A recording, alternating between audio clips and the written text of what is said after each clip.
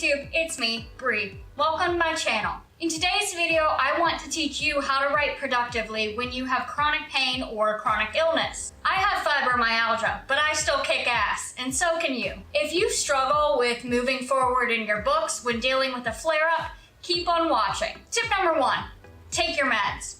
This tip should come without saying, but for some reason there's a stigma about taking your meds and or asking for professional medical help when you're dealing with chronic pain or chronic illness. Whether you're dealing with chronic pain with something such as fibromyalgia like I have, or a chronic illness such as lupus or rheumatoid arthritis or something like that, if you have been given medicine, please take it regularly. The more you make your medication a part of your routine, the better you will feel more consistently. Tip number 2 is to be realistic. For those of you that know me, you know I am a person who loves getting things done. I love being productive and checking off all the tasks on my to-do list. However, I understand that when I'm going through a flare-up, it might not be my most productive day ever. And that's totally okay. If you're like me and you have a type A personality, recognize that when you're dealing with a flare, you might not be able to get as much done as you normally would be. Set more realistic goals for yourself, even if they seem silly at first, so that when you hit them, you will feel motivated and accomplished. Tip number 3, take rest days. Along with the previous tip, if you find that you are really having a difficult time getting work done or you're in a lot of pain to the point where it is severely distracting, go ahead and give yourself permission to take a break and or put off your work for the day entirely. This is a self-care tip that even I struggle to implement, so this video is also serving as my accountability to you guys to make more time to rest and take more days off. Tip number 4 is to use KT tape. Now, obviously I am not sponsored in this video by KT tape, but I love it. My good friend Kate Mitchell, who has a great website, I will go ahead and leave that down below. You should check it out if you haven't yet. She recommended KT tape after I posted about wanting to do more work while I was in a lot of pain. For those of you who aren't familiar with KT tape, it is some flexible kinesthesiology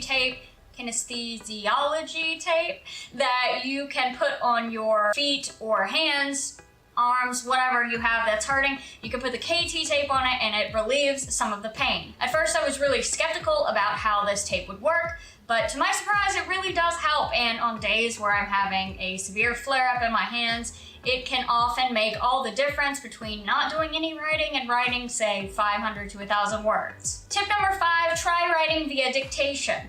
Dictation is something I used to use all the time and am just now getting back into the habit of doing, and my best recommendation is to use Google Docs if you can, because Google Docs has a built-in voice typing feature where, you just pull it up and you speak right into Google Docs and it will just go ahead and auto-populate your words. It's phenomenal and pretty accurate, and it's also free. If you don't do most of your writing in Google Docs, you might be able to rig it up so that your computer will let you do voice dictation without any special software. However, if dictation is a thing you really want to invest in, I recommend purchasing Dragon Dictation software. I personally have not used it, but I have had it recommended to me by several people, so I'm assuming that it works. Tip number 6 is to communicate. If you're like most other writers and or editors out there, you know that deadlines are a thing that happen and you have to meet them if you want to get anywhere in the publishing world. Even if you're self-published, you might have to answer to an editor or a critique partner who is expecting your work by a certain date and time. However, if you're dealing with a flare, you might find yourself needing a little extra wiggle room where deadlines are concerned. The key here is not to push through the pain and try to get it done anyway, but to communicate your needs and ask for an extension if you truly need one.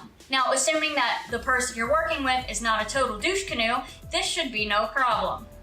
When I first started to enforce boundaries and sort of ask for more wiggle room with regard to deadlines when I was dealing with flares, I was so worried that someone would be mean to me or be upset or disappointed in me. But most of the time, people are understanding and they are so supportive of you taking time for yourself. So definitely don't be afraid to give this one a try. Tip number 6, prioritize quality over quantity. Now, I know for some of us this is much easier said than done, especially if you are working on completing a first draft and getting as many words down as quickly as possible.